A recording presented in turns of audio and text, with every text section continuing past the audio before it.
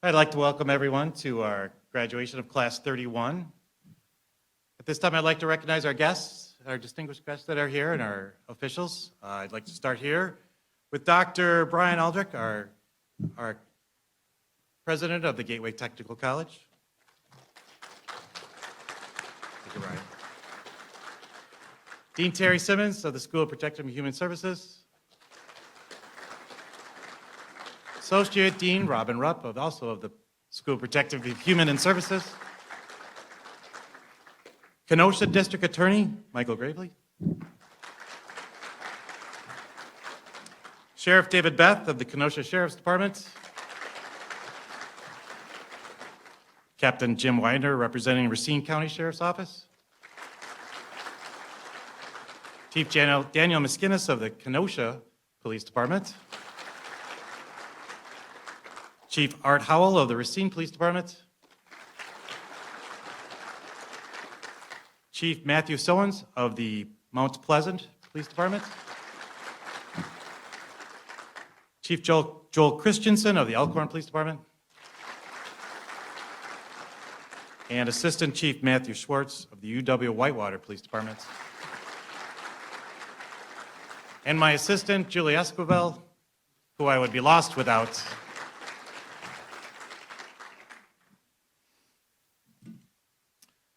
All right, recruits, it's been a long 18 plus weeks, but you guys made it. You guys were a wonderful class. Appreciated everything you've done. Appreciate the family too. Thank you, family members, for making it out here. Of course, we didn't have a nice, cool Wisconsin day. We had the warm day today to have our ceremony, but thank you for putting your time and effort into our recruits. They would not be here without you, nor will they be here in the future without you. As they learn and they grow in the police profession, they're going to need you more than ever. So your job going forward, family members, is to be present. Even when they don't seem like they want you present, sometimes you need to get involved.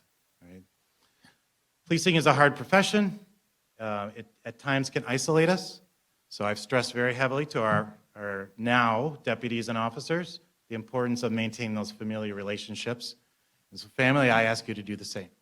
They will change, they will grow, but they're still your loved ones, and they'll need you throughout the entirety of their career. So thank you, family members, for getting them here to this moment. All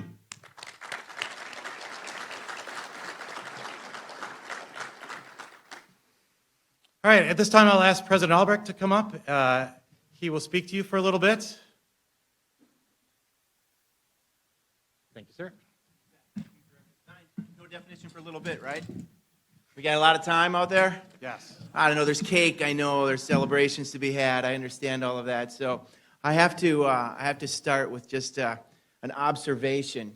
So every time that this ceremony starts and the bagpipes play and the officer candidates come in, and do you get like a little chill down your spine just a little bit? And I know, Sheriff Beth, you've done this many times, but I bet it still happens, doesn't it?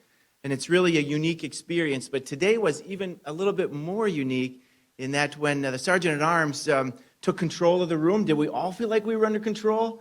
Like we didn't sit down until he said we could sit down, and we all followed protocol with making sure we respected the flag the way we should, and that's really a great sign of leadership. You had this whole room in your command, and I just want to congratulate the entire class because I know with the service that you provided already to your municipalities and jurisdictions and the training that you've had in this academy will only continue to foster that element of leadership, which is absolutely essential in becoming a positive and productive server in our community. So thank you. My job today is to thank all of your family and friends and those that have supported you for being here and welcome them to Gateway Technical College, Class 31. This is a unique opportunity of time in your career, something I'm sure that you will never forget, because when you go through a ceremony like this, you're making a statement about yourself, about the character that you bring to the profession, the commitment that you make to your family, to your fellow officers, and to the departments that you'll serve under. And that in itself is a very special occasion. I also know that there are many people in this room that have already followed your journey and have experience in that and have shared it with you in your training and will continue to share it, I'm sure. We have a number of elected officials with us as well, and I just want to give a special recognition to Senator Van Wanggaard, who is here, who attends many of these sessions. He doesn't have to do that. Van, thank you for being with us. I know that many elected officials respect the work that you do, but I have to say that if there's one that rises to the top in every message, in every legislative policy and bill that's passed to make sure that the rights of our officers are protected and that your safety is looked after, it's Senator Weingart. So just great to have you with us again today and to continue to do that great work. So I have to share with you that I give a lot of commencement addresses, so this isn't really a commencement speech at all. It's really a conversation that we're to have together a little bit about some of my observations over my tenure here at Gateway and maybe outside of Gateway. So we use the word pride a lot. Like all of us right here are very proud of what you have accomplished today. So just in this last week, my nephew asked me how I decide what I'm going to talk about when I get in front of large groups of people like this. And I have to recognize he's 13 years old, so he probably has to give a speech or something at school, and he's really nervous about it, right? I said, typically there's something that happens that gives you a point of reflection with the audience. So if I'm talking to nurses, I usually talk about something related to health care. If I'm talking to police officers, I'll talk about something in, service or pride, and it kind of struck him a little bit because he said, well, I could do that. And I said, you have something you're really proud of? And he said, well, I just got elected to go to Philmont, the Boy Scout camp. So that is like the premier camp in the nation, right? He serves in the Three Harbor Council, and he's really excited about that and very proud. And I thought, well, that's really a good touch point for you to better understand what you've done to accomplish that milestone in your life to be proud.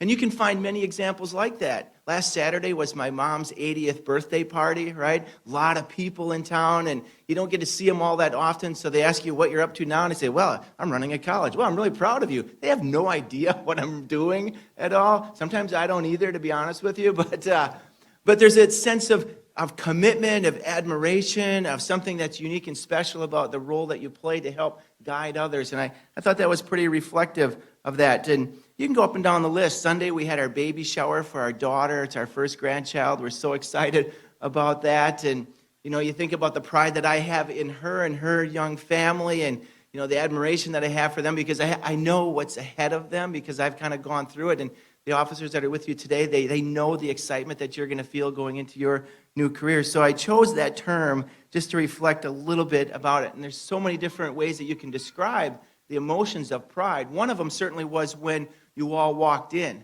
There was something special in this room, and we all stood up, and we all noticed very eloquently the format that you brought yourselves to this stage today, which is very cool. We're going to learn about the training that you've gone through, I think, which is going to be sort of inspiring and will cause all of us to reflect and say, I don't know if I could have done that, right? So you've done something unique and special already. We think about the day-to-day activities we do and how we can capture that inspiration in all of us and in others. In the role of an officer and a servant of our community like that is to continue to foster that energy within a community, individual by individual. So your job is not easy because there are a lot of people out there, right? If you could stand in front of a large group and have everyone kind of follow the same direction, life would be a little bit easier, but not always happens, does it? There's something going on all the time. Yesterday, we had a presentation by a colleague that was talking about advanced manufacturing, and in advanced manufacturing, standardization is key. You want every product to be the same, so there's this whole philosophy around Lean Six Sigma, 5 S's, right? One of the S's is standardization. You all dress the same. You abide by the same oath. You follow the same practice and the same protocol. But he reminded us that there is always a 6th S that you can never predict, and it's called surprise. Every day there's a surprise. Every day there's a surprise. Every day there's a surprise. That's why it's so important that you continue to think about what you can do in your learning, in your education, your training, and your knowledge base that surrounds you, and having colleagues that are going to continue to share that with you because you want to be ready for that. You want to try to eliminate as many surprises as you can. That's how we create a mass production line so that we can produce products and sell them all over the world. And how do we protect communities? We create that sense of comfort and safety around standardization of service. And you all represent that today. So I needed to do a little homework on that word myself so that I was pretty sure that I knew what I was going to talk about today. Because it turns out there's a lot of different definitions of the word pride. I mean, there's so many different ways that you can signify it, like showing importance. So for my nephew, showing importance in the pride that he'd have to go into the Boy Scout camp is a pretty big deal, right? I want him to feel that it's important so that when he gets there, he takes advantage of every single opportunity in front of him. He could go and just enjoy it like a 13-year-old and have a great day at camp, right? Or he could reflect on every experience, just like you have done over the last 16, 17 weeks. right? Every day was a new experience that you had to learn from, you had to grow from it, and you had to perform it better the next time. So that's an important definition that's showing the importance of pride. Feeling satisfaction, credible, accountable, accomplishment, those are all other elements of pride, right? And you should feel that because you are a very elite group. Not everyone could do this. And I would venture to say, other than those that maybe have gone through the path that you are, many of us, including myself, would be very nervous about the training that you've gone through and probably would shy away from it. That's why you see academies. Now, this is a large group, 30 plus students. Normally, they're a lot smaller than that. So you don't see a mass program in law enforcement of 2,000 like we have in our business programs. That's a little safer space, right? We're going to get a job in an office somewhere, and we're going to do some accounting, or we're going to do something that's a little bit safer. You took a risk, and we want to recognize the significance of that, the credibility, the accomplishment that you've already attained. Another definition circles around the idea of self-respect or self-esteem, pride in oneself. We should all feel proud that our loved one, our family member, our friend is here graduating because you were a part of that. And you can recognize that. So when you're up here today and you have that fleeting moment, maybe 3 seconds of a handshake and a picture, stop and feel good about it. You should feel good. You should feel pride about that because you've accomplished something that probably you had set for a goal for yourself. And I bet by week 3, you were scratching your head going like, I'm not so sure if I'm going to make it through all of this. So you had to buddy up and pair up and really work hard to make sure that you were able to accomplish those skills. There's also another definition of pride that we use a lot, especially in the media, like this idea of stateliness, magnificent. And so some people say like the pride of New York, right? Or the pride of Racine, or the pride of Kenosha, or the pride of Walworth County. So there's this sort of symbolic message that we're proud of the community that we live in. And I think that's really important as well because we're proud of the law enforcement agencies that you will represent. They're the signifying body of our community and have been for centuries. Right? That's how we govern a citizenship, through your leadership. And you're in an institution that has really founded the civil opportunities and the civil rights that we all have. Because you're the ones that are the caretakers of that. So it's a big responsibility, and you should feel really proud of that. But today I picked one that might be a little different. Maybe it's a combination of all of those, right? I think it's the one that resonates most with me on an occasion like this. It's the definition of pride that speaks about loyalty, dignity, affectionate admiration, all the things that we have for you. The things that we know that you carry as your character. That provokes this unique feeling in us, that little chill in our spine when the national anthem plays, or we see you come in, or we have a chance to meet you on the street somewhere, or, yes, we read an article or watch a news broadcast where things aren't going so great, and we know that you're there, and your brothers and sisters are there to help bring calmness and civility to that situation. And that's one of the successes, right? That happens every day. For most people, that's all they see. That's all they see. So we have an obligation to carry the message back about everything else that you do as well to try to prevent that. And they're isolated cases. It doesn't happen like every time we turn around, but when it does happen, because of the way that the media works and social media, and everyone knows about it, but they didn't know about the time that you helped someone, walk across the street safely, or speak to a third-grade class about what it's like to be a police officer, or calm a situation on maybe someone that was impaired while they're driving and helping them understand that they shouldn't be doing that and escorting them to safety. All of those things don't get broadcast, and they don't even get talked about in most cases. So our job as a community is to make sure that we elevate that and we reflect that level of admiration that we have for you. I think also that whole definition by combining talks about the caring, compassion, and concern that we have for you. So my first request is for you is to keep yourself safe. That's the number one request that I have for you. So to be a good officer, you have to continually train. You've already set the stage for that. So every situation you're in, you must think about yourself and your partners to make sure that that situation is safe. The only way we can keep our community safe is if you keep yourself safe. And so when you think about the pride and the self-confidence that you have, that's good to have that, but you also have to be aware that there are other people with that 6S trying to surprise you. So please do that for us. I think one of humility is because we know that there's a special character in the job that you do. So for most of us, we have an idea what an officer does, but we don't know the day-to-day. We probably don't realize that you're going to work a lot of night shifts. You're going to be out there at 3 in the morning when the rest of us are sleeping, except for maybe a couple that are supposed to be sleeping and they're not. You're the ones that are going to put yourself in harm's way, and we're going to watch, from a distance for that. So your character of the job is something that I think is uniquely distinct, different than any other career path that we provide here at Gateway. You've demonstrated it because you're the ones that are physically fit. You're working out. I see that when I see you on campus.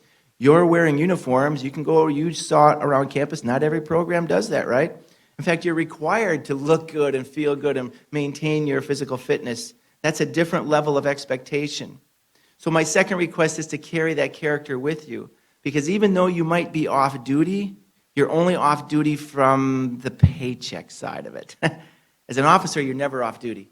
So everyone in our community that knows you're an officer, that knows you have the badge, thinks you're working all the time. All the time. So when you're in the community and you're having fun at a picnic, which you should be doing, right? Know that others are watching you and they're reflecting your character on every move that you make. That's an important element of the role and responsibility around leadership that you have. The last element that I'll talk a little bit about is the sacrifice. Sacrifice that you and your fellow officers will make to this job. In fact, the job tends to become your life. But there is an important element to that. While you need to be all in because every situation needs your full attention, right? There are other things in life that are equally important, like your family. So striking that life balance with your family is critical. That's what's going to keep you focused on your character, your physical well-being, and your safety. Without those three elements, we lose sight of what our day-to-day job is. And as an officer, not only can you not afford to lose sight of your day-to-day job, but everyone else that's working with you depends on your focus. So you're part of a bigger picture. You might have all the skills and confidence to provide the leadership, but remember that whatever you do has an impact on many. Not only the fellow officers you serve with, but the communities that you represent. So when I think about pride, it's about you. So my message today is that please know that we are all very proud of you, and you should be very proud of yourselves. Congratulations, graduates. Thank you.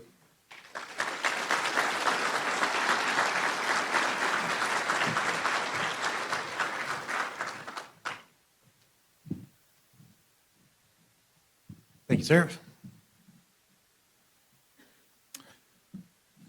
All right, at this point, we're going to talk a little bit about this class in particular and their experiences. If you aren't aware, the Academy program, which is a state-regulated program, is 720 hours of instruction broken into 3 separate phases. You can kind of think of phase 1 as introduction to law enforcement. And they go through 200 some hours of that. It's mostly classroom, and then they take a test, and then we introduce them into the more physical aspects of police work, defense and arrests, emergency vehicle operations, firearms, and that is more the doing phase. That would be phase 2. Again, they take an exam, and they move on to phase 3, which in college speak, we'd call it the 300s or the 400s, right? We're getting to the more advanced topics, constitutional law, dealing with people's in emotional distress times, those type of experiences. We take an exam after that, and then they move into scenario week. And scenario week is 40 hours of just what it sounds like. We put them through various scenarios to emulate real-life experiences as best we can, and it finishes off with 4 exams. Basically, they have 4 separate scenario exams, and they pass all 4 of those scenario exams, and they finish. And that is already, and I forgot one more part. They also have to maintain their physical shape as well throughout the academy. There is an entrance standard, and there is an exit standard. And the exit standard is much tougher than the entrance standard. And so all of them maintain their physical fitness and their standards, and they pass the exit standards as well. So again, congratulations to the class. And at this point, they put together a video to share with you their experiences of what I just spoke of. So we'll go ahead and play that video, and you can see exactly those phases that they went through.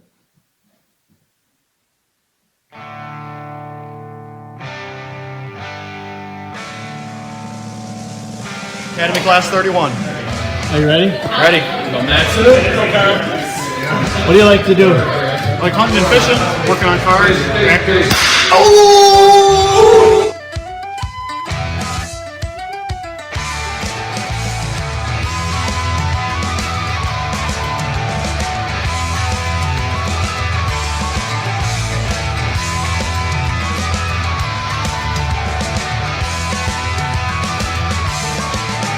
I'm a sailor pig, and I lost my leg. I'm climbing up the top sail.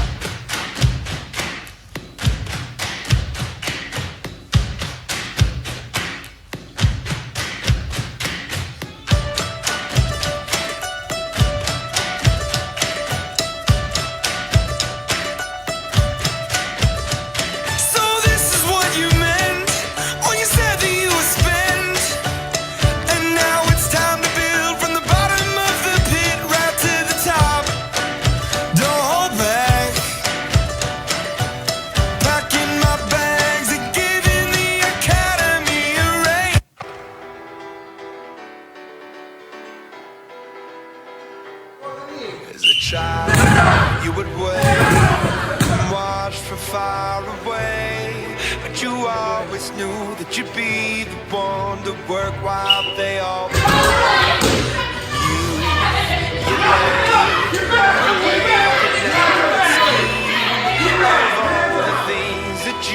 change, but it was just a dream.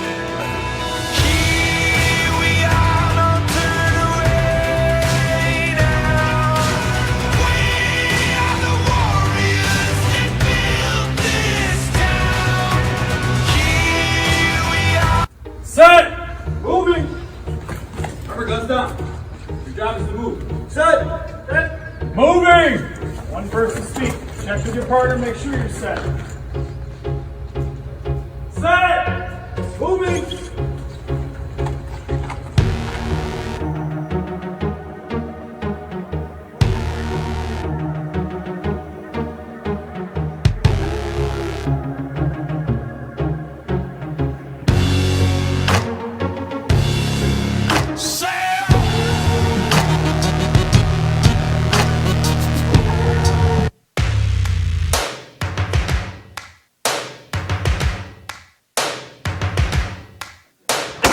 First things first, I'ma say all the words inside my head. I'm fired up and tired of the way that things have been. Oh, ooh, the way that things have been. Oh, ooh. Second thing, second, don't you tell me what you think that I can be. I'm the one at the sail, I'm the master of my sea. Oh, ooh, the master of my sea. Oh, I was broken from a young age, taking my soak into the masses, writing my poems for the few that look at me, took to me, shook at me, feeling me, singing from heartache, from the pain, taking my message from the veins, speaking my lesson from the brain, seeing the beauty through the.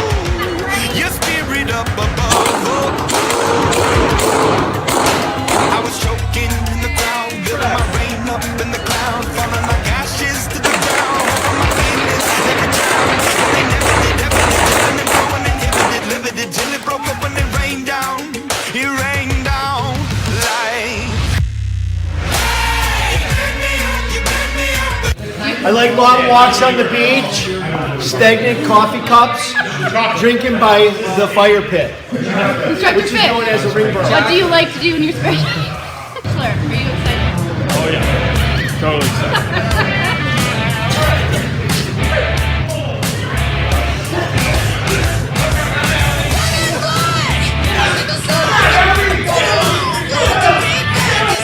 Let loose from the news. Let's get free. Get me high. Forget the urge, 'cause I'll live and die. I got no life. Got souls, and every one of them are running wild. 'Cause I'm black. Get down! Get down! Get down! Get down! I'm black. 'Cause I'm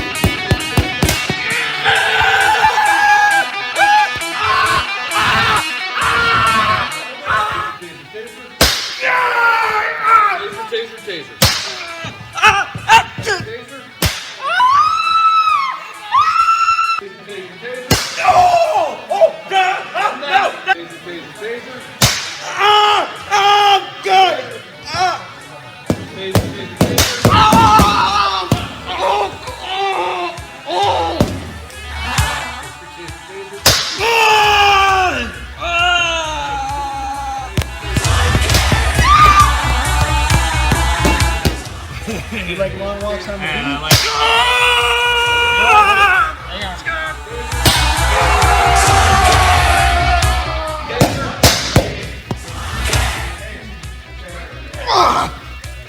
What do you like to do? I like to run. You like to run? Where do you like to run? Run away right now.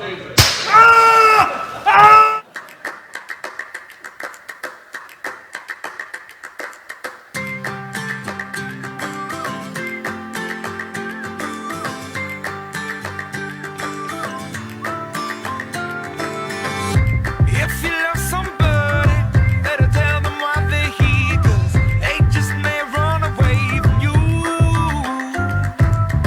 You'll never know quite when, well, then again it just depends on how long your time is left for you. I've had the highest mountains, I've had the deepest river. You can have it all, but life keeps moving. I'll take it in, but don't look down. 'Cause I'm on top of the world, eh? I'm on top of the world, eh? Been waiting on this for a while now. Paying my dues to the dirt. I've been waiting to smile, eh? Been holding it in for a while, eh? Take you with me if I can. Been dreaming of this since a child. I'm on top of the world.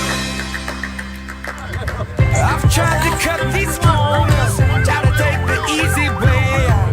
I kept on falling short of something. I could've gave up then, but then again I couldn't have. 'Cause I've traveled all this way for something. I take it in, but don't look down. 'Cause I'm on top of the world, eh? I'm on top of the world, eh? Been waiting on this for a while now. Paying my dues to the dirt. I've been waiting to smile, eh? Been holding it in for a while, eh? Take you with me if I can. Been dreaming of this since a child. I'm on top of the world. Let go of it, let go of it, let go of it.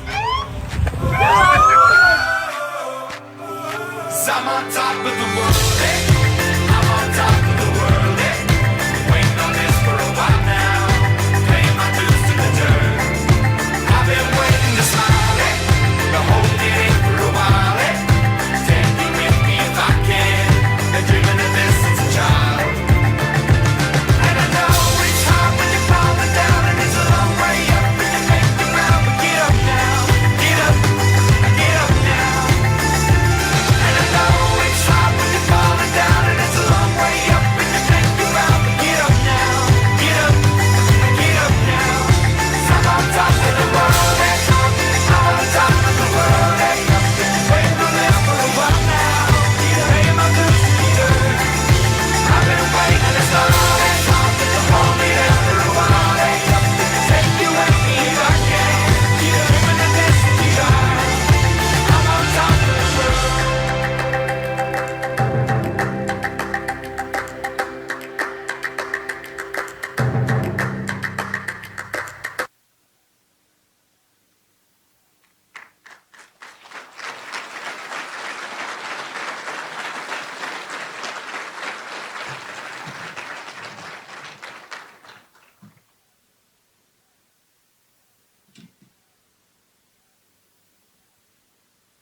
It will end eventually. All right. Thank you again, Ms. Healy, for making the video. I'm sure everyone appreciates it. And it gives you a good glimpse of what they just went through. What that video really illustrates is what an academy is all about. Is you had 28 now people that came on day one, complete strangers, a lot of them with nothing in common, and they leave after 18 plus weeks as a family. And you're going to find that years from now, you're going to run into each other.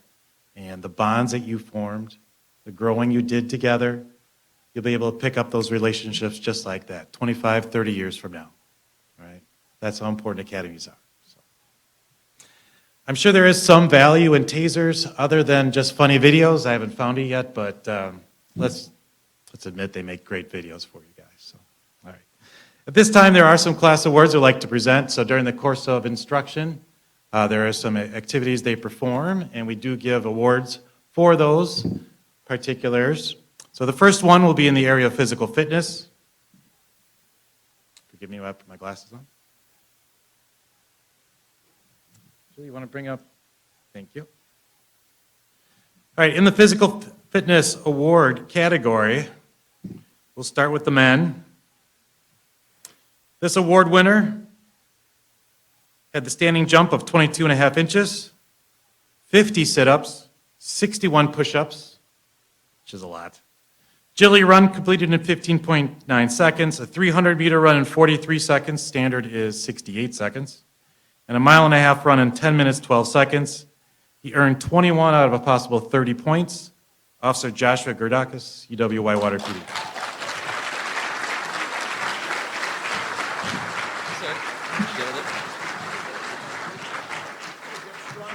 I know. Oh.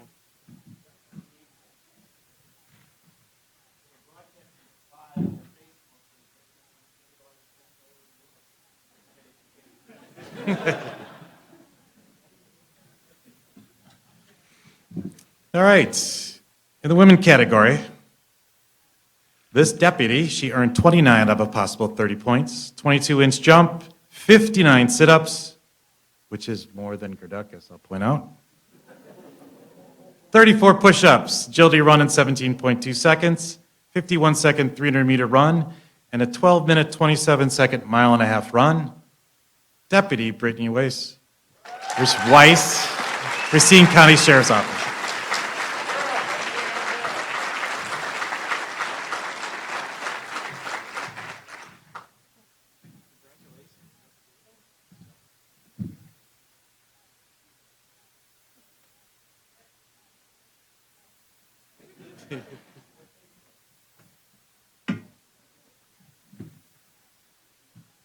Okay, the next category is our Top Gun category. If you noticed during the video when they were shooting the balloons, after they complete their course of firearms instruction, they do basically a round robin type of an NCAA bracket style competition to determine who is the best shooter. And that shooter is Deputy Benjamin Dorval, Kenosha Sheriff's Department.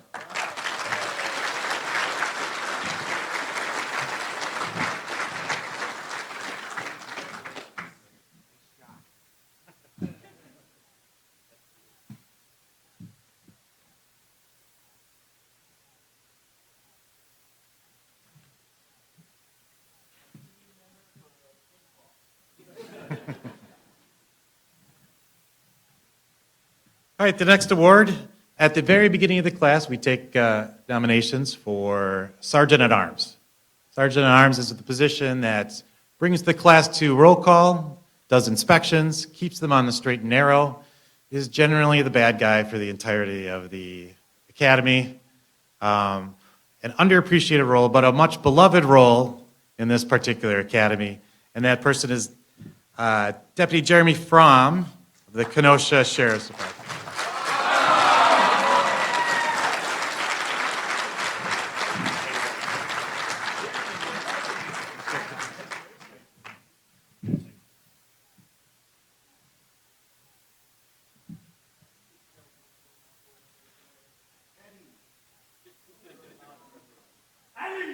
Yay. Fromm.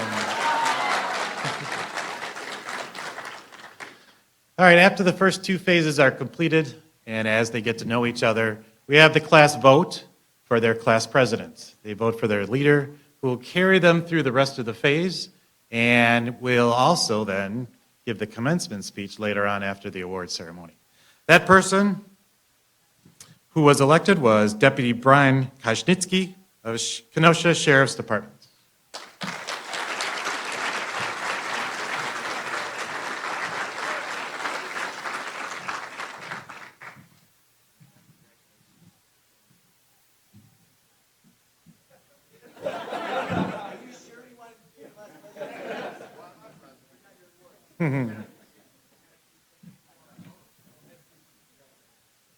All right, don't go anywhere.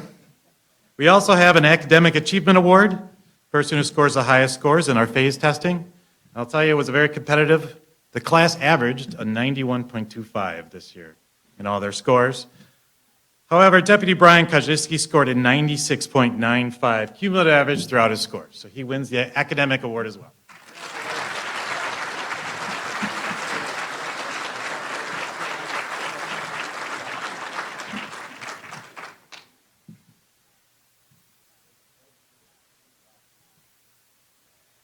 All right. You can stay up here. He's giving a speech next. Thanks. Oh, yeah? Yep, you're next. While he's doing that, sorry, I did forget one thing. So, as tradition, the graduating class always bequeaths a gift to the next academy class, something that they found they could have used and they feel the next class will use. This class chose to get the class that is currently in-house, it'll come up any second here, Canopy. So our emergency vehicle operations track is out near the airport. Blacktop, July, lots of summer sun.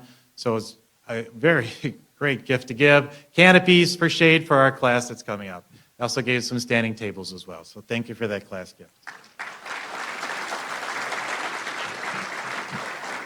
All right, and without further ado, your class president.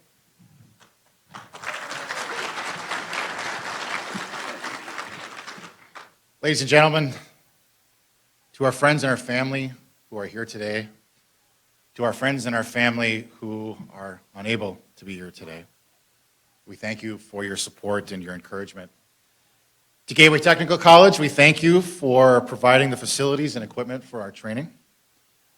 To our instructors, we thank you for passing your knowledge and your experiential wisdom on to us. To our departments, we thank you for hiring us, for trusting us, and for giving us this opportunity, amazing opportunity, to become certified law enforcement officers. And to Class 31, January 28th is when we started. You remember that? It's cold, yeah. On that first day, one of the many things that we did, aside from a lot of paperwork and signing our lives away, one of the many things we did was we read and we signed that law enforcement oath of honor. Do you guys remember that? For those of you who don't know, the law enforcement oath of honor says this: on my honor, I will never betray my badge, my integrity, my character, or the public trust. I will always have the courage to hold myself and others accountable for our actions. I will always uphold the Constitution, my community, and the agency I serve. There are many number of very heavily weighted words in that oath, words like honor and integrity, character, accountability. What is an oath? An oath is a solemn pledge, a solemn promise for how we're going to act, how we're going to behave in the future. And so therefore, an oath is something to be taken seriously.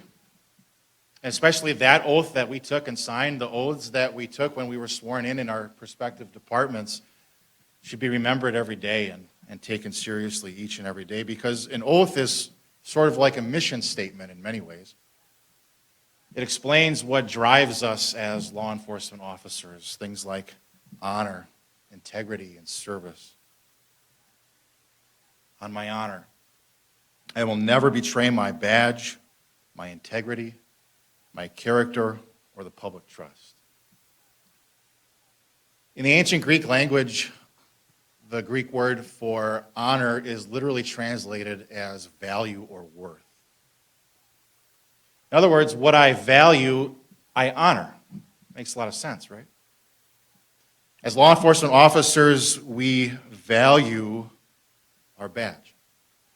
Not for the metal it's made out of, but for what it symbolizes. Of course, the badge symbolizes the authority that the public, through our municipalities and jurisdictions, have given to us, but it's more than that. The badge symbolizes the hard work that we have all put in, the rigorous hiring process, the 18 weeks of academy, and the continued training that we will receive in our departments. The badge symbolizes that, and so we value that.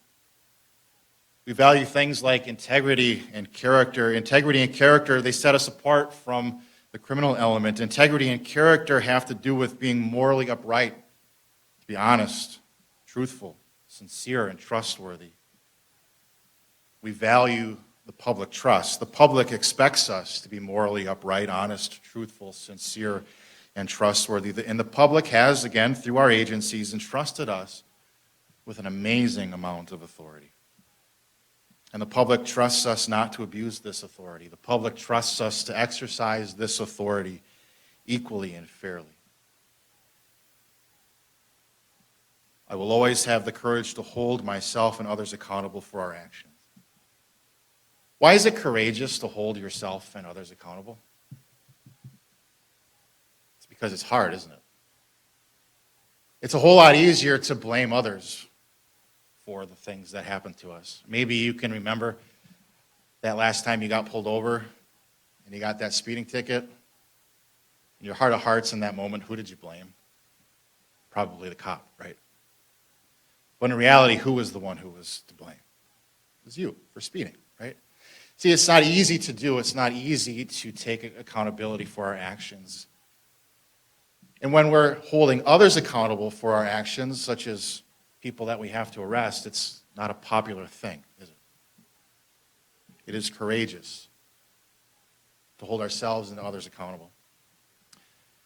I will always uphold the Constitution, my community, and the agency I serve. To uphold means to confirm or support, and we have a duty as law enforcement officers to uphold the law. We have a duty to support the communities that we serve. We have a duty to maintain the high standards that our agency expects of us. But maybe the most important word in that entire oath is the word serve. Service is at the very heart of what we do. The most famous law enforcement motto, after all, is to serve and to protect. And each and every one of us has the desire to serve those who are in need. Let us never forget as we move along in our careers that we are public servants. During Academy, we received the basic foundation of being law enforcement officers. Our instructors have built us that solid foundation, but a foundation is just the beginning. A foundation is built upon. And soon we will have that foundation built upon in our field training programs. Our field training officers will continue to build upon our foundations and to shape us and to mold us into the officers our departments need us to be, that the public needs us to be. That foundation will be built upon by continued training and experience. I recently read an article on a website called policeone.com, and the article was entitled 12 Things Every Training Officer Wishes a Rookie Cop Knew. And I'm sure there's plenty more than 12 things, but this particular author decided to list 12 things. Number 1, wear the uniform correctly every time. I think that we learn that in inspection every day, right? Thank you especially to Instructor Giovanoni for his inspections. Number 2, your FTO is there to train you, not to be your best buddy. Number 3, don't complain. Number 4, silence can be a good thing. 5, listen to the radio and learn how to talk on it. 6, if you are driving the patrol car, don't drive like an idiot. 7, learn your patrol area. 8, work time is for work, not Facebook, Twitter, Snapchat, and so forth. 9, you haven't earned the right to tease your coworkers. 10, don't think you'll be a detective in a year. 11, we as in our departments, have invested a lot of time and energy in you. So do the work and do it well. And 12, find a balance between work and life. And if I may add another piece of advice to Class 31, be safe out there as you work to take all that you've learned so that you can figure it all out. I had to put one inside joke in it. So congratulations to you, and thank you very much.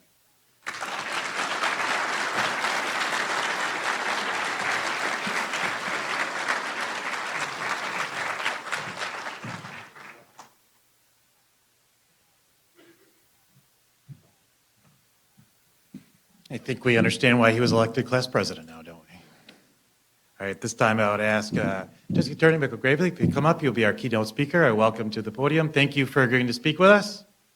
Appreciate it. Ignore my mess here. Thank you very much to all assembled. What an honor to be asked to address the class and all those who brought this class here today. I wanted to first join in congratulating everyone in the assembly, but specifically those who brought us this class, both the class themselves and the families and friends, their loved ones. We're very blessed to have these individuals ready to join with other law enforcement in our agencies and stand with the sort of day-to-day heroes that are the law enforcement officers across our communities. I wanted to say first that I'm really happy that I can feel already that it's my kind of crowd. I've spoken a lot of times. I'm not sure I've ever had a gathering before where when the director said, "Can you take your seat?" we were all immediately seated. It's a rules kind of crowd, and I'm used to speaking to lawyers, which are the exact opposite of that kind of crowd. So really pleased by that. Members of the class, many of whom I'll see in the DA's office. I'm not sure I'm ever going to be able to look at you the same again after watching you all be tased on video. So we're just going to have to solve that ourselves as we work through these issues. But wonderful that I got a chance to watch that. So I saw you in many different respects before I see you in a courtroom, which is its own kind of tasing. I'm sure you'll soon know. I want to welcome you to what I don't think of as a job, which I think you're going to hear again and again, but really a profession that's a calling. I first learned about the kind of people who do the work you've chosen when I was in college, and I and a friend were walking down a street at our university, and a car was driving by sort of slowly, was having some engine trouble, and then exploded. And we were about 15 or 20 feet from it, and the noise of that car engine exploding, still not sure what the mechanical issue was, caused both my friend and I, everyday citizens, to jump behind trees to essentially run from that situation. An officer was driving by in a squad car, and in contrast to our civilian everyday response, that officer screeched on his brakes, jumped out of his car, and ran towards a burning vehicle that had just exploded to attempt and, in fact, successfully save the two people who were in that vehicle, get them out of that vehicle. And so since my college days, I've had a chance to think about the contrast in response and in character that is revealed in those kind of moments. So was I a different type of person? I could have tried to be a lifesaver that day, right? I was certainly fit, I was of age, I certainly had my wits in a way that could have allowed that, but it didn't even occur to me. I was trying to get myself to safety. Another human being on this planet, based partly on training and partly on the calling he had taken, ran to the danger. He ran to a place where he himself was at risk to try to make some sacrifice there. And to me, that encapsulates the difference in character and in quality that we talk about from those individuals who choose this profession. You literally are the individuals who, when the gunfire begins and all the rest of us run away from that gunfire, are the ones who head towards that gunfire. And that is the expectation of communities. However, against sort of human survival and instinct that is the expectation of the public and communities. I mean, to me, that's no better encapsulated than the fact that this week I learned prosecutors in Florida, I think, are controversially charging the Parkland High School resource officer for not running from the scene, but just remaining outside the building rather than running in to the building to face an active gunman during that horrible tragedy. So that's a situation where the expectation of the public has taken it so far that a prosecutor is charging an officer for not doing what the public, I think, expects, the heroism that we expect in that situation. So I want to honor you and thank you for being those few in any community amongst us who are willing to accept that mantle of heroism and service that I think that is called for there. And I want to acknowledge that people who choose this calling are people who have decided to devote their life to helping others and doing that with the bravery we've talked about, and then also being individuals who are willing to do that without real everyday recognition. And that's hard, to not be recognized for the really, truly exceptional things you do every day is a difficult task and something that you folks have willingly decided to accept. So, all that praise, I think part of the reason I was asked to speak today was to talk about the difficult era we are in terms of policing. And thank you again for being part of those, accepting the challenges of those difficulties. We all know we live in this age of great cynicism where there's a lot of publicly talked about hostile voices to policing. We live in a time where your profession has more public eye scrutiny than I think has ever been true in the history of law enforcement, and where that is all shared on social media. My guess is you've never had a profession in your life where you have been in the public eye in every decision you make, where you're in the public eye on the day you've had the least sleep, and where you've had the most frustrating part of your personal life, and you still have to make courageous and difficult decisions that will be second-guessed by people who don't know this profession and who don't know the work you have to do. So those are very significant challenges and difficulties, maybe historically difficult ones. And so two things can happen. You can be worn down by those challenges, you can become cynical yourself based on those challenges, or you can embrace those challenges. You can say as individuals, as a class, as departments, as groups of officers, that you are willing to police, understanding you have to be responsive to this new time. Understanding how difficult the times are, but understanding you will be a new type of police officer to respond to those conditions and circumstances. And one of the things you have to talk about is what is policing? We know the visible type, right? You got in squad cars, you operate tasers and firearms. A lot of the things we saw in the video are the very public parts of policing. I was once at a search warrant. It was about 15 years ago. The search warrant was being done for an individual for guns and drugs. And so, of course, so that officers could remain safe, that search warrant was done before 6 a.m., trying to get everyone to be asleep in the situation. What I believe was a flashbang type of grenade was used, and a battering ram to get in on a no-knock search warrant at this household. And I was there, but of course I did my usual safe situation. I stayed in the background. Courageous officers broke down the door. They rushed into a dangerous situation. And then eventually, when the coast was completely clear, somebody, wagged their fingers and it was safe for me to go in. And I went inside and I was disoriented by the darkness. And so I stumbled a little bit and I came sort of closer to a closet. And a little kid emerged from that closet, maybe 4 or 5 years old. And it was a little boy, and he grabbed my leg around, with his arms, and he said to me, "Don't kill me." He said, "Don't kill me." And I thought to myself, and have thought so many times since, that child will be somebody who police will have to be serving his whole life. That formative experience, which officers, of course, were doing exactly what they should do, keeping themselves safe, catching a bad guy, making sure that our community was safer, of course has consequences. Of course, drives a set of experiences for that child, which we need as persons, as officers who are going to serve the community, to recognize each day in the future.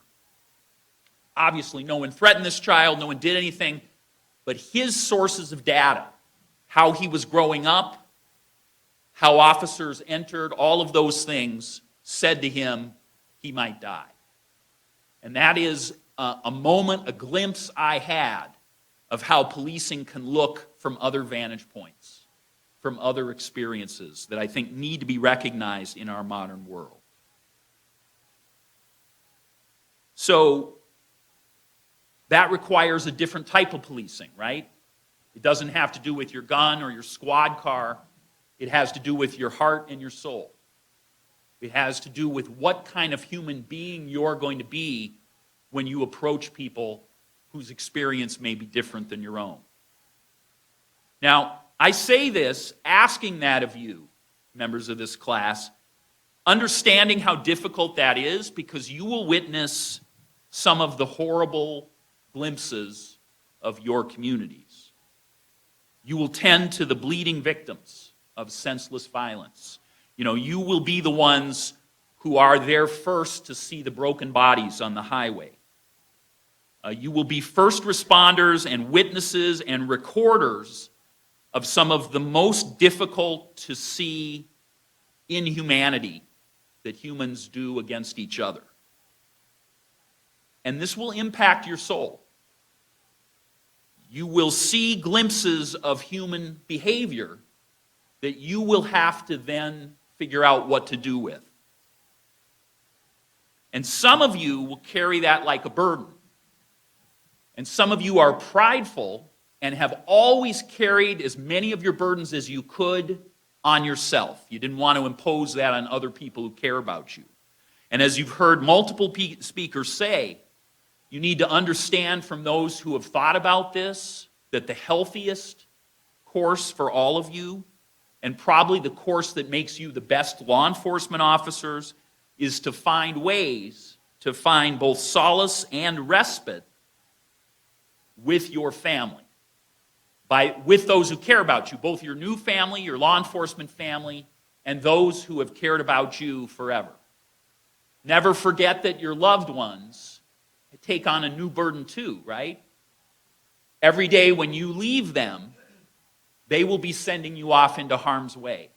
And so they bear a burden too that must be recognized and must be shared and must be communicated. And I ask you to do the very best you can as fellow human beings to keep yourself well and to keep those who care about you well in those respects as well. So, you're here because you've been raised well, because you've had a number of advantages in terms of your life and circumstances, because you have a set of core values that you're prepared to take out into our communities. And you understand this is a service job, right? That this is you serving people. People who come from different sets of advantages and disadvantages, from different places, different experiences. And you are absolutely there to enforce laws. That is undisputable. But you will also be in a situation where it's never more important that you see the humanity in each and every person you come across. Those who are doing the best and those who are doing the worst.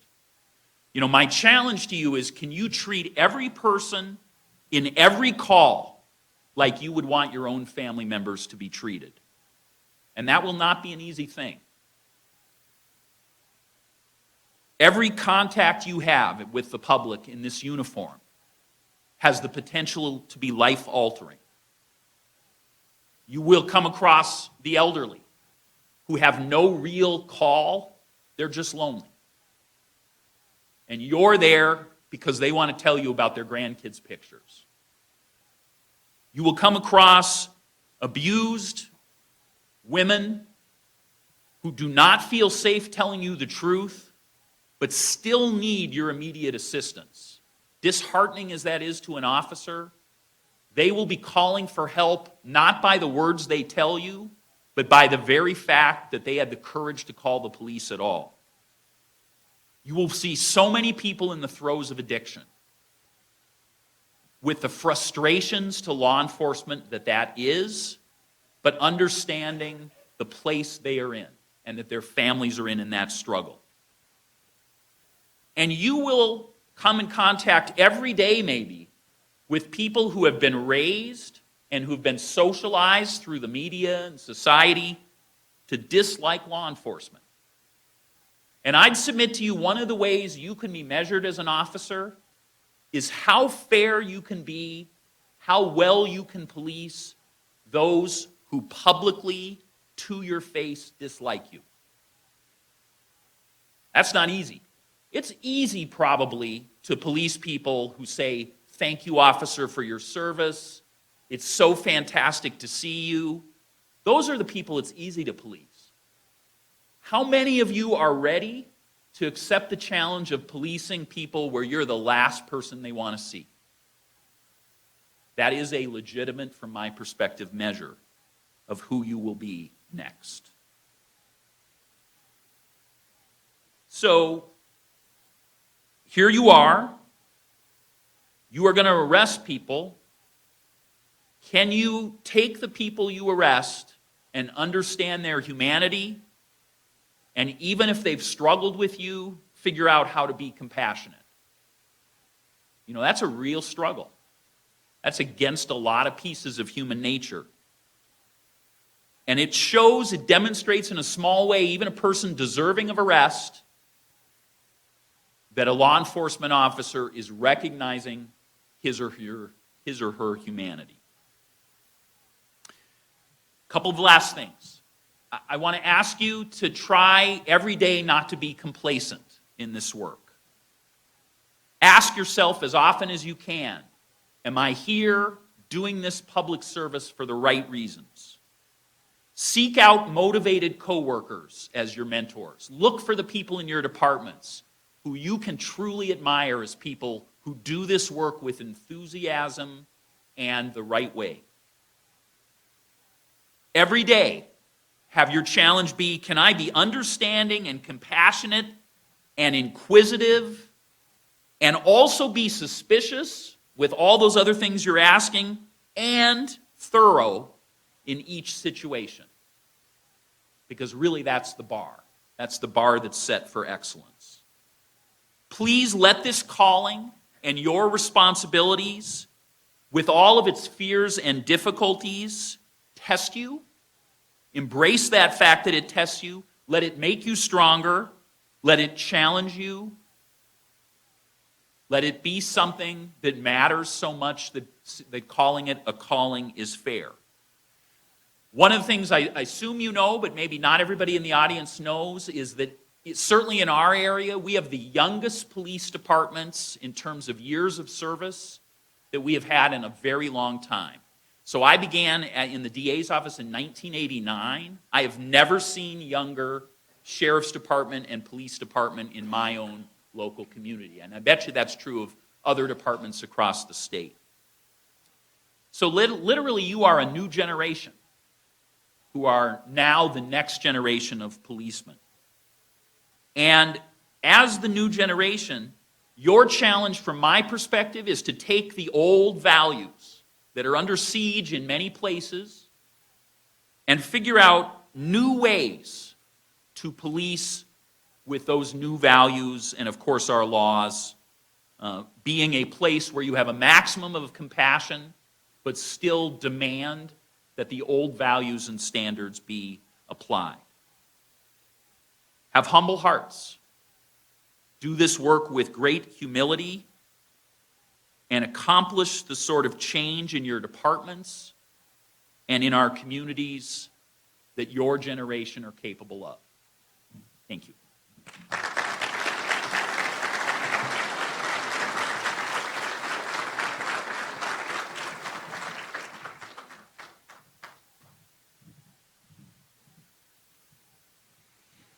Thank you so much. All right, at this time, we're going to move to the presentation of certificates. We're trying something a little new this time, family members. We've arranged so that you kind of saw it on the awards portion. After receiving your certificate, your officer or deputy will stand in the middle here, so you'll have an opportunity to take a photo of them with their certificate if you choose. What I would ask is that we will line up by rows. You'll see one row go, then the next, then the next. When your officer or your deputy, their row stands, then please come on up and be ready to take pictures, and just kind of file through, and we'll make this as orderly as possible. So at this time, I would ask all of you to come. Yes. Chiefs, sheriffs, if you want to line up in your receiving line as well.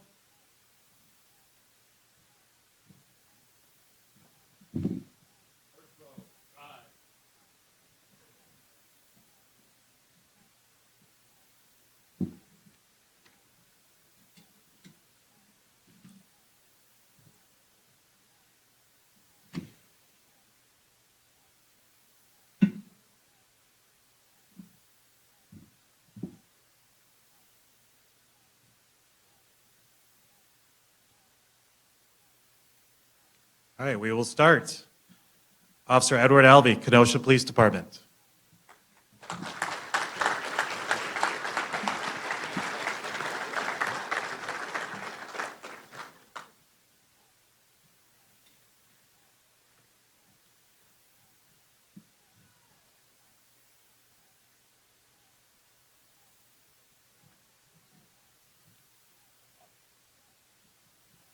Deputy Genoa Cole, Kenosha Sheriff's Office.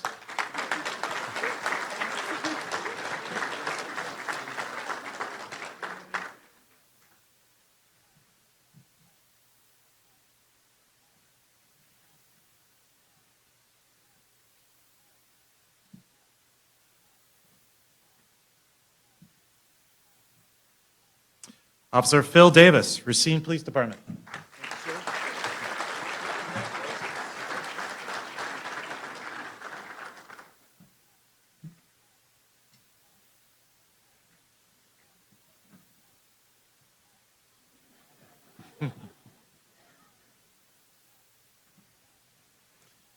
Deputy Benjamin Dorval, Kenosha Sheriff's Department. You are not from.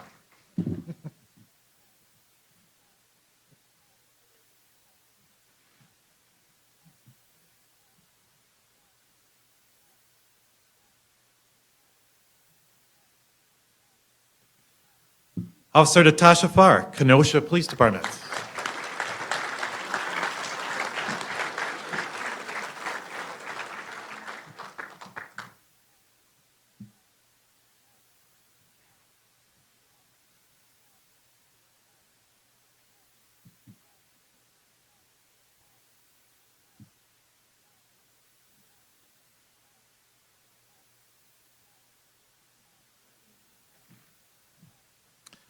Officer Zachary Giovanoni, Mount Pleasant Police Department.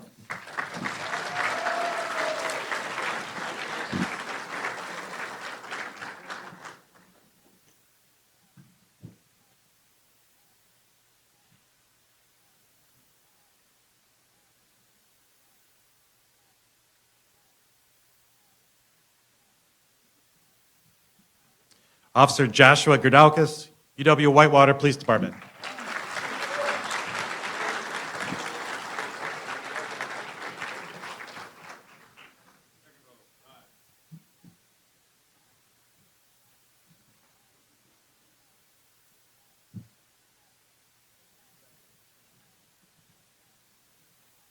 Officer Jonathan Guadarrama, Kenosha Police Department.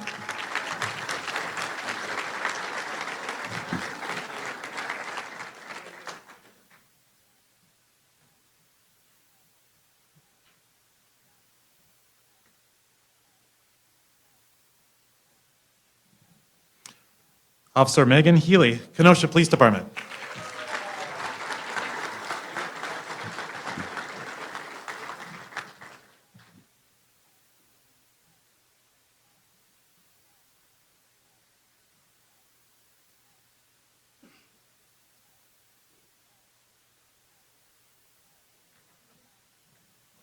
Deputy Jeremy Fromm, Kenosha Sheriff's Department.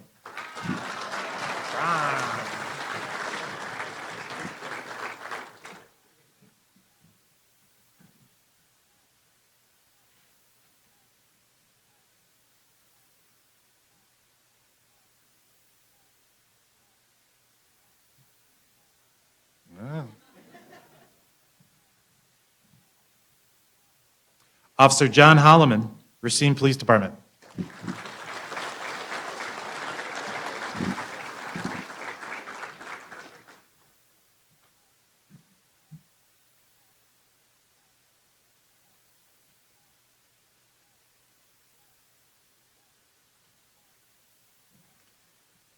Deputy Brian Koznitsky, Kenosha Sheriff's Department.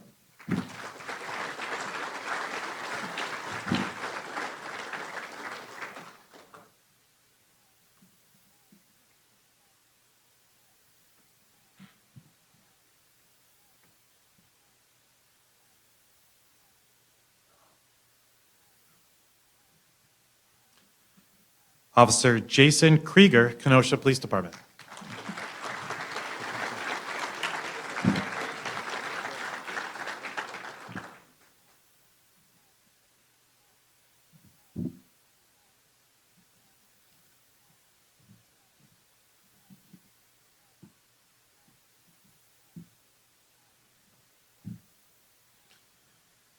Deputy Porfirio Ledesma Jr., Racine County Sheriff's Office.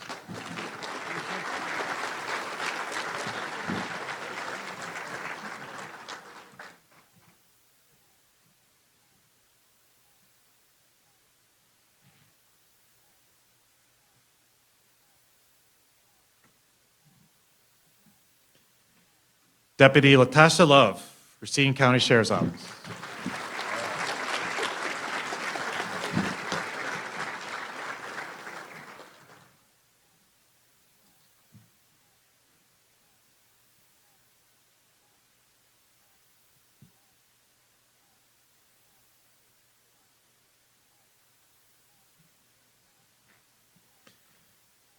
Deputy Kyle Matson, Kenosha Sheriff's Department.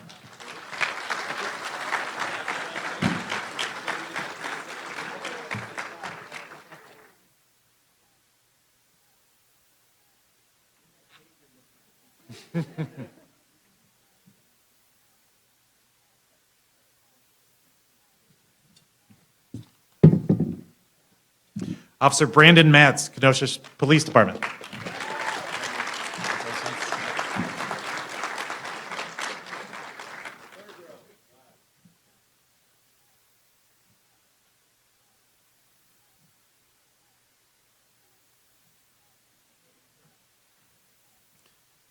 Officer Adam McKnight, Racine Police Department.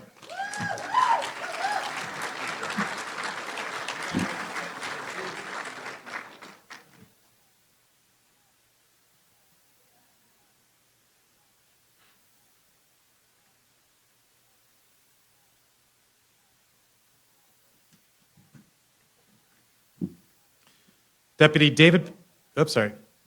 Sean Plew, Racine County Sheriff's Office. Yes.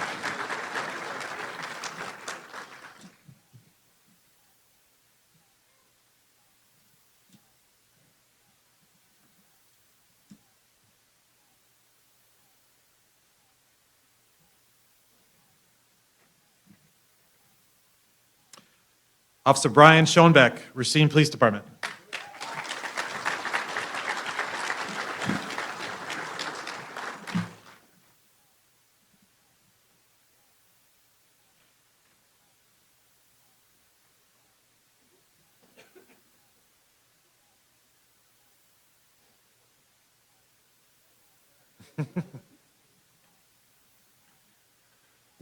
Officer Eric Skipper, Elkhorn Police Department.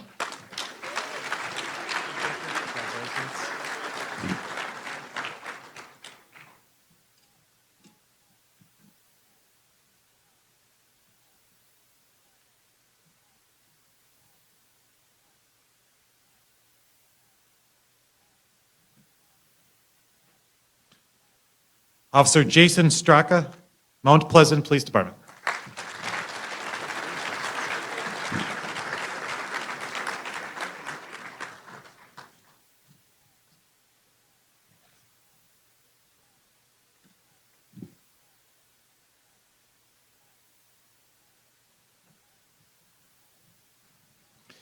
Deputy Kelly Nelson, Racine County Sheriff's Office.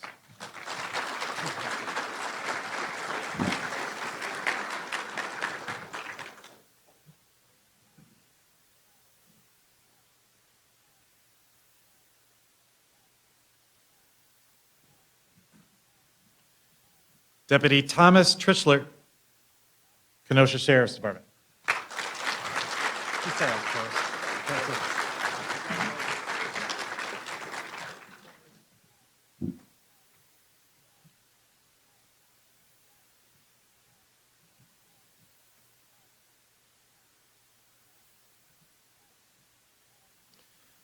Deputy Kevin Turkowski, Racine County Sheriff's Office.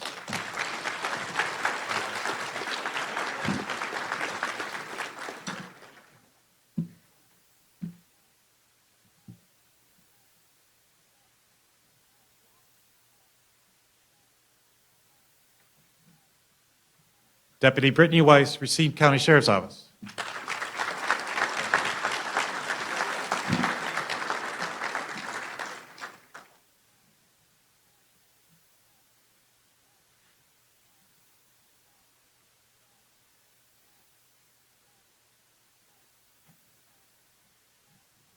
Deputy Charles Winslow, Racine County Sheriff's Office.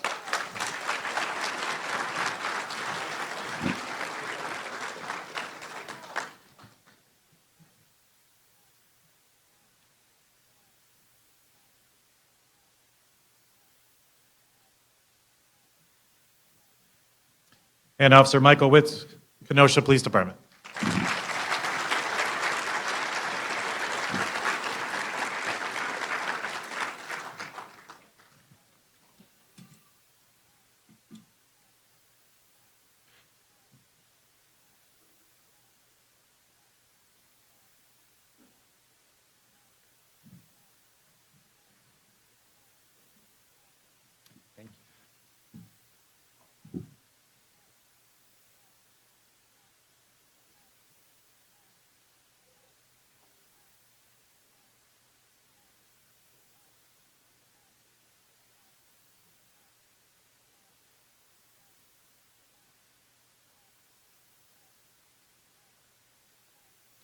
Right before we conclude, I just want to make sure I thank my instructional staff, those of you that are here and who can't be here. Without you all, I could not do this job at all, so thank you very much for all your hard work.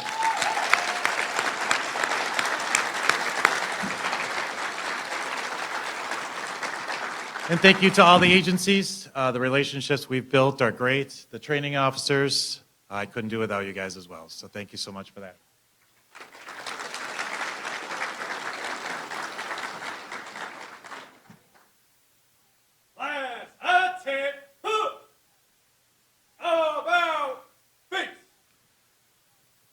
Ladies and gentlemen, this time I present to you the deputies and officers of Class 31.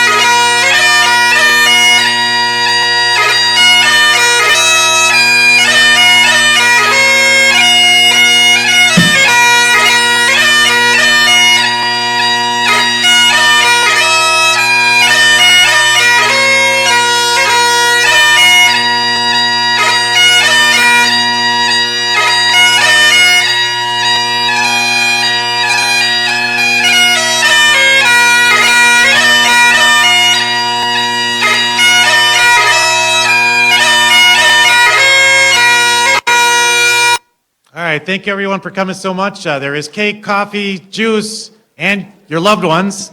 We'll be giving tours as well, so thank you everyone for coming. Thank you so much.